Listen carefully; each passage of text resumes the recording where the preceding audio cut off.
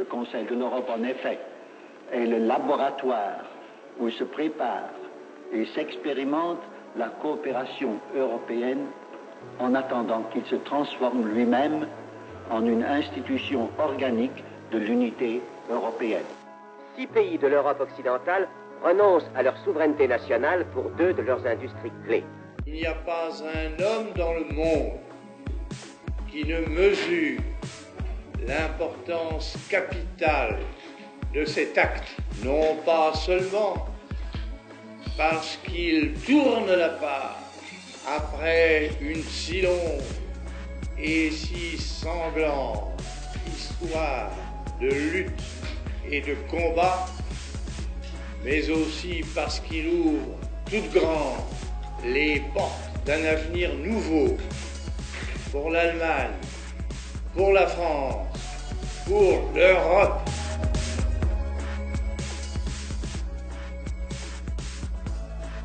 Le 22 janvier 2013, la chancelière Angela Merkel et le président de la République François Hollande commémorent les 50 ans du traité de l'Élysée. Ce traité, signé 50 ans plus tôt par Konrad Adenauer et Charles de Gaulle, est devenu le symbole de la réconciliation franco-allemande. Pour comprendre l'importance de cet événement, il faut revenir sur les circonstances exceptionnelles qui l'ont rendu possible. Grâce aux archives diplomatiques où nous nous trouvons actuellement, mais aussi grâce aux historiens et aux témoins de cette époque, nous allons découvrir les coulisses du traité de l'Élysée, ou comment la volonté de 2 hommes a permis de tourner la page de 3 guerres fratricides entre la France et l'Allemagne.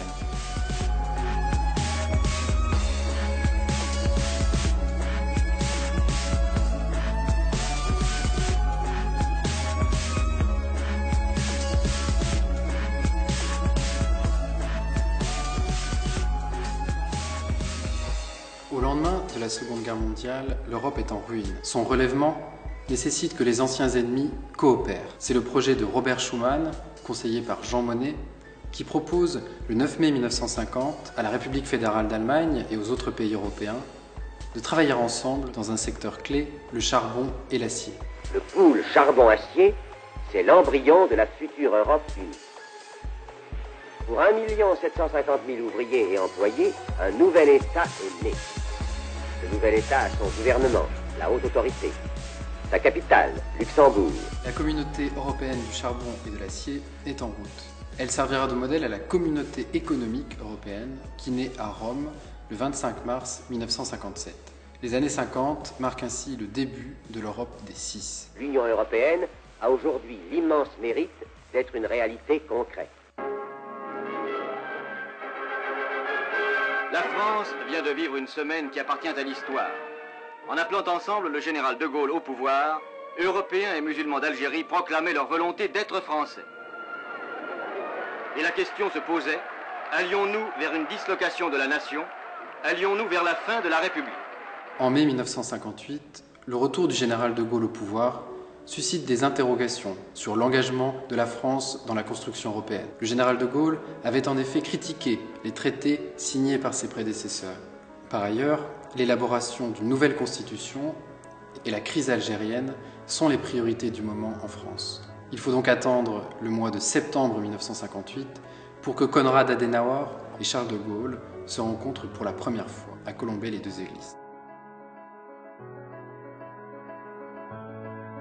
Car l'opinion était très choquée à l'époque par les événements qui avaient affecté le pays, en particulier par la guerre d'Algérie. Il y avait un besoin, une nécessité de convaincre ce pays qu'il devait retrouver son équilibre et sa force. Quand de Gaulle est revenu au pouvoir, je crois qu'il faut dire que les Allemands en général étaient très inquiets. Les partisans de l'Europe avaient une crainte: si le général revient, il va certainement jeter au panier le traité de Rome. En 1958, il y a un général qui revient au pouvoir. Ça aussi peut être un militaire, on a souvent présenté comme ça dans les journaux allemands. Donc méfiance d'abord du côté d'Adenauer. Ce village tranquille connaissait ce dimanche-là une animation extraordinaire. Un grand événement était annoncé. Une voiture devait venir de l'Est. Le chancelier Adenauer venait rencontrer le général de Gaulle à Colombey-les-Deux-Églises.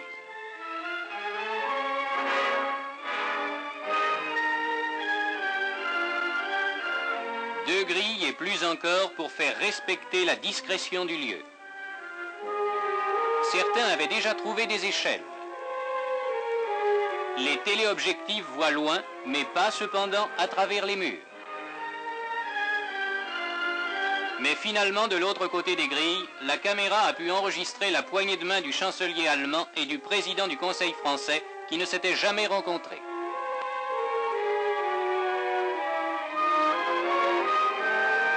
On peut imaginer qu'au cours de l'entretien, les 2 hommes d'État ont convenu que Français et Allemands sont désormais appelés à vivre d'accord et à travailler côte à côte.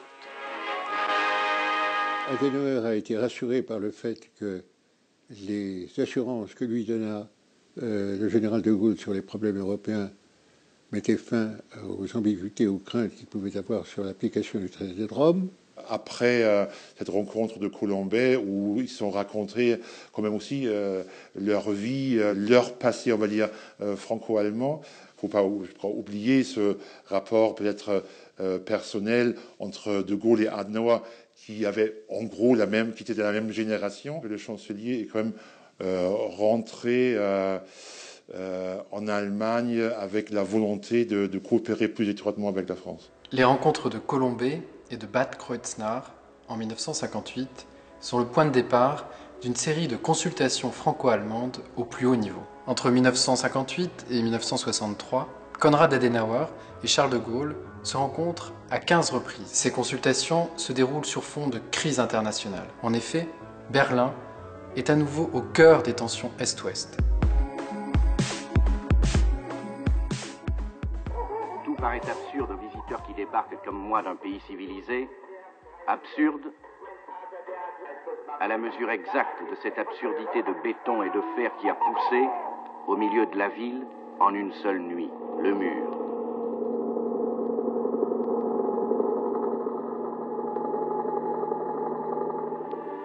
Oui, imaginez que d'un coup de sabre on ouvre un homme en 2, c'est ça Berlin. Chaque moitié soudain s'aperçoit qu'elle a besoin de l'autre, comme si un autre mur invisible, celui-là, avait traversé en une nuit les amours, les amitiés, les familles. Regardez par exemple cette scène entre une mère et une fille. La fille est à l'ouest, la mère à l'est. Elles pourraient encore se parler, mais elles ne sont pas seules. À quelques mètres de là, il y a une voiture avec des policiers de l'est. Alors la mère a peur de se compromettre et elle s'en va. Berlin était un peu au centre de ces problèmes Est-Ouest, depuis que Khrouchtchev, en 1958, avait provoqué une crise sur Berlin, puisqu'il menaçait de conclure un traité séparé avec l'Allemagne de l'Est, et il demandait que les secteurs occidentaux, que Berlin-Ouest, deviennent une ville libre, démilitarisée. Il y a chez Adenauer cette crainte que les États-Unis se retirent de l'Europe, qu'ils s'engagent moins aussi dans le cadre de la guerre froide. Il trouve là chez de Gaulle aussi quelqu'un qui soutient, on va dire à fond, le chancelier dans cette crise de Berlin. On peut observer pendant cette période-là une sorte de rapprochement entre les 2 hommes. Dans ce contexte de crise, le président français et le chancelier allemand vont prendre une initiative commune pour l'Europe. Ils proposent d'ajouter à la communauté économique existante une union politique entre les 6. Ce sera le plan Fouché, négocié en 1961 et 1962. Ni l'Allemagne ni la France, individuellement, ne peuvent faire l'Europe. Il faut une entente plus large, dont elles doivent être l'instrument, et si cette entente franco-allemande n'existe pas, il n'y aura jamais d'Europe. Dans leur réflexion, ils en sont venus très vite à l'idée que si on voulait construire une Europe durable, il fallait d'abord avoir un instrument, une espèce d'union qui permette de faire une consultation régulière entre tous les États membres. En 1961, il y a eu une réunion à Bad Godesberg où le plan Fouché a été exposé à nos partenaires. La négociation avait commencé sous les auspices de Christian Fouché, qui, je crois, ne s'est pas tellement bien entendu avec ses interlocuteurs. Il était un peu cassant, un peu brutal dans son comportement. Ça a été une affaire assez compliquée. Ça a commencé avec un front de 5 face aux Pays-Bas et ça s'est terminé par un front commun de 5 face à la France. Le plan Fouché échoue en avril 1962. Les partenaires de la France refusent de valider les derniers changements exigés par le général de Gaulle. Derrière cet échec se profilent deux conceptions opposées de l'Europe. D'un côté, l'Europe des États, de l'autre, l'Europe supranationale. Par ailleurs, au début des années 60, l'Allemagne de l'Ouest dépend plus que jamais des États-Unis pour assurer sa sécurité, ce qui l'empêche de s'engager pleinement aux côtés de la France. Que l'Allemagne était beaucoup plus peut-être que la France imprégné par la guerre froide, donc un pays divisé en deux et les garanties pour Berlin-Ouest, pour la RFA, on les trouvait plutôt à Washington et pas forcément à Paris. Et on peut observer ici une politique du chancelier qui hésite entre Paris et Washington. Les raisons pour l'échec des plans Fouché sont partagées, mais pour la RFA, c'est certainement à nouveau être confronté à une décision donc entre Washington et Paris. Le général ne voulait d'une Europe qu'à condition qu'elle respecte les prérogatives de chaque nation, qu'elle ne soit pas du tout un engrenage vers une solution fédéraliste. Ça a toujours été sa position. Après l'échec du plan Fouché, deux voyages officiels vont sceller la réconciliation franco-allemande. Ils sont tous deux marqués par des gestes symboliques forts. Le chancelier Adenauer se rend ainsi en France en juillet 1962. Vous avez tout un milieu qui a souffert pendant la Deuxième Guerre mondiale, qui reste assez méfiant. Pour la première fois, après la Deuxième Guerre mondiale, il y a l'armée allemande sur le territoire français. Une messe à la cathédrale de Reims qui montre aussi l'ancrage d'Adenauer et de Gaulle dans l'Église catholique, donc les deux, surtout Adenauer, un homme proche donc catholique, mais aussi proche de l'institution. Le voyage du chancelier en France était destiné à créer un état d'esprit nouveau à son égard. Quand il est arrivé à Paris pour inaugurer ce voyage, il avait eu un accueil, sympathique, mais modéré quand même, en traversant Paris. Ça n'a pas empêché le général, sur le perron, j'étais à côté, de dire « Monsieur le chancelier, vous venez d'avoir un accueil chaleureux ». Il avait voulu donner ce son de cloche, il était un peu optimiste. En septembre 1962, c'est au tour du général de Gaulle de visiter la République fédérale. Ce voyage a une grande importance à ses yeux. Il a été préparé minutieusement, tant à l'Élysée qu'à l'ambassade de France à Bonn. Un voyage qui a été remarquable, avec un enthousiasme débordant, bien supérieur, je dois dire, à celui que la France avait fait, que l'accueil que la France avait fait au chancelier Adenauer. Il est allé un peu partout, à Hambourg, à Bonn bien sûr, à Cologne, devant l'Académie militaire allemande, à Ludwigsburg, devant les jeunes, avec un succès extraordinaire, des foules immenses. Les discours étaient faits en grande partie par le général, mais comme j'ai eu à les traduire. Et ensuite, il fallait qu'il les dise. Non seulement qu'il les dise devant moi, mais qu'il les mémorise. Donc, j'ai eu le privilège de le faire mémoriser.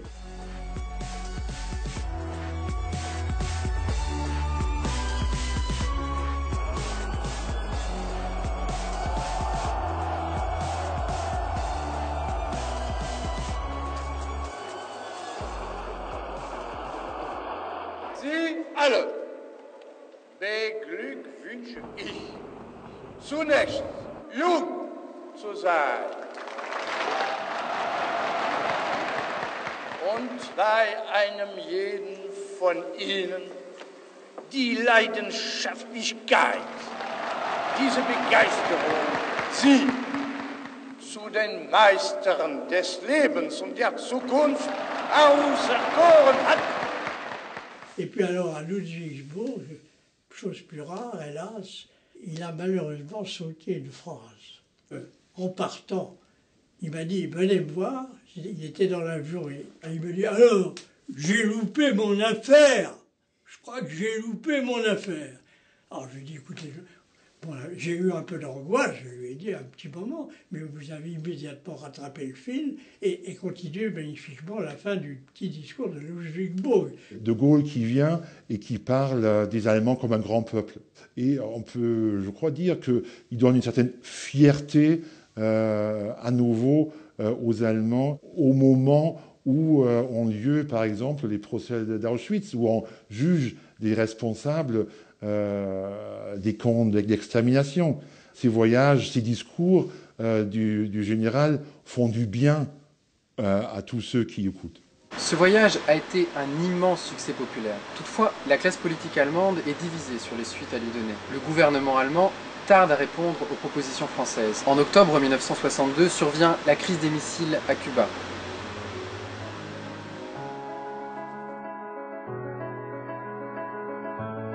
I have today been informed by Chairman Khrushchev that all of the IL-28 bombers now in Cuba will be withdrawn in 30 days. Cette crise aboutit à un rapprochement entre les États-Unis et l'URSS. C'est dans ce contexte que le général de Gaulle et le chancelier Adenauer vont faire progresser la coopération entre leurs deux pays.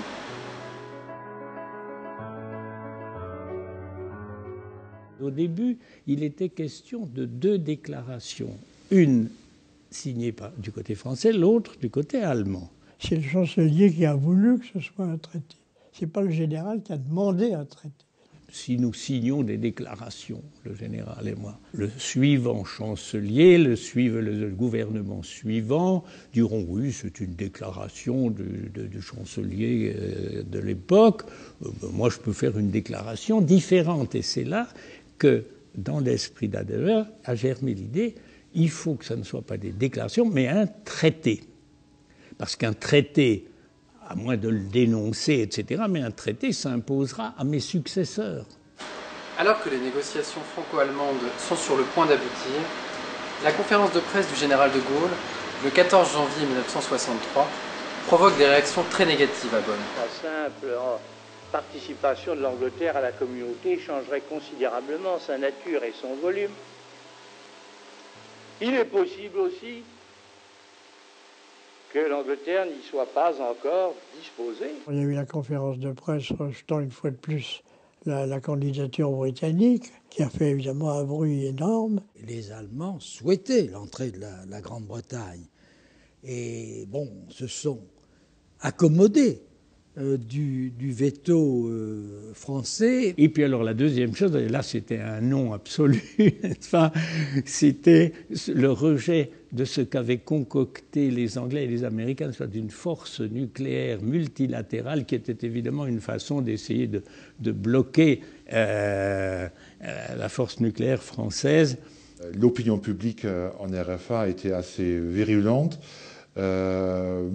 Certainement moins le chancelier qui voulait malgré tout cette relation privilégiée. Malgré des oppositions au sein de son propre gouvernement, le chancelier Adenauer signe le traité d'amitié et de coopération franco-allemande au Palais de l'Élysée le 22 janvier 1963.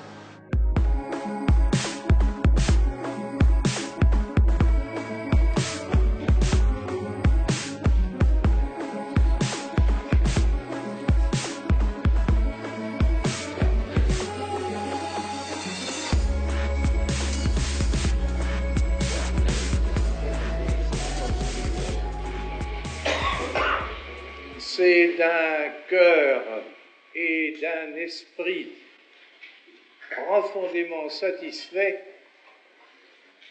que moi-même, Monsieur le Premier ministre, Monsieur le ministre des Affaires étrangères de la République française, viennent de signer avec Monsieur le chancelier de la République fédérale d'Allemagne et Monsieur le ministre des Affaires étrangères de cette République le traité de coopération franco-allemande.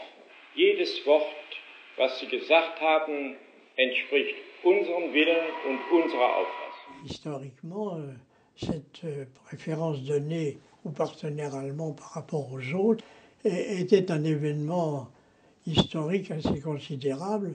Après la signature, le nombre de jumelages monte en flèche. Donc on voit ici que la symbolique a aussi contribué à la densification, on va dire, du réseau franco-allemand. Parce que le traité, il y a d'abord dans un premier point, il y a toute la mise en place de ces réunions périodiques, n'est-ce pas, des chefs d'État et de gouvernement qui se voient 2 fois par an, les ministres des Affaires étrangères qui se voient tous les 3 mois, les ministres de la Défense également. On pense au 3e volet sur l'éducation et la jeunesse.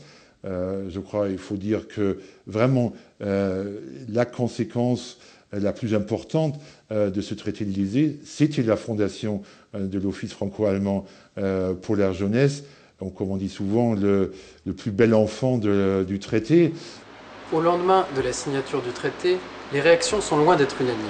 Aux États-Unis, si l'on salue la réconciliation entre les 2 frères ennemis, on craint que les liens germano-américains ne soient distendus par ce nouvel axe Paris-Bonn. Au sein même de la classe politique allemande, le chancelier Adenauer est isolé. Les députés du Bundestag vont imposer un préambule au traité qui le vide en partie de sa substance. La Maison-Blanche n'a pas fait de commentaire. Le président de la commission des affaires sénatoriales des affaires étrangères était Fulbright, qui menait une campagne très vive contre De Gaulle, l'accusant pratiquement, sinon en public, du moins dans ses conversations, de trahison et de destruction du lien États-Unis-Europe à travers l'Alliance Atlantique. Jean Monnet étant arrivé des États-Unis avec un beau texte, un préambule, ça a été un texte voulu par les anglo-saxons et surtout les États-Unis, apporté à Bonn même pour les débats du Bundestag. Le préambule commence par dire oui, le Bundestag va ratifier ce traité, mais parce qu'il considère que ce traité ne modifie en rien ni les droits ni les obligations que la République fédérale a contractées dans les traités multilatéraux. Alors on voit tout de suite, traités multilatéraux, ça disait essentiellement, je pense, l'OTAN. C'était quand même pour lui un sévère revers par rapport à les espoirs qu'il avait formés. C'est pour ça qu'il a dit les traités, c'est comme les roses, ça ne dure qu'un instant. Malgré ce préambule et la déception du général de Gaulle, le traité de l'Élysée garantit la poursuite du dialogue franco-allemand, notamment grâce aux rencontres régulières prévues entre les chefs d'État des 2 pays. Le premier sommet, en juillet 1963, est marqué par la création de l'Office franco-allemand pour la jeunesse, l'un des premiers résultats concrets du traité de l'Élysée. La création de l'OFAGE n'est que la première étape d'une longue liste de succès à l'actif de la coopération franco-allemande, une coopération au service de l'Europe. À plus long terme, le traité de l'Élysée a-t-il été utile?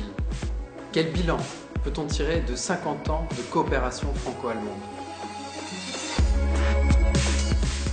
Je pense que le traité est utile, de toute façon, même nécessaire sans doute. Il y a eu conclusion d'un certain nombre de dispositions prévues par le traité, oui, bien sûr. Un rythme de coopération établi, un rythme, des réunions prévues, l'Office franco-allemand de la jeunesse. Sur le plan militaire, d'ailleurs, ultérieurement, on a fait une brigade franco-allemande. Ça a donné des résultats concrets et tangibles dans un domaine important, celui des valeurs, justement. Je crois que ce traité a la force d'un moteur. La coopération franco-allemande a quand même permis ou facilité l'établissement du Conseil européen, l'élection directe au suffrage universel de l'Assemblée de Strasbourg, la création de l'Union économique et monétaire. Alors bien entendu, si on dit oui, mais par rapport à ce qu'on avait pensé faire, c'est-à-dire vraiment arriver à élaborer des conceptions communes sur le plan international, sur le plan de la défense, bon, ça n'a pas été fait, oui, mais la diplomatie est aussi faite essentiellement de contacts bilatéraux ou multilatéraux, et la multiplication même de ces contacts, je pense, elle a quand même un sens, elle a quand même une utilité. Le traité franco-allemand de l'Élysée a eu surtout pour mérite d'éviter la brouille, d'éviter la mésentente qui aurait été la mort du marché commun. Et le général a dit, voilà, il a pris ses deux mains et il a dit, voilà ce que nous devons être. Il a fait ce geste que j'ai fait devant.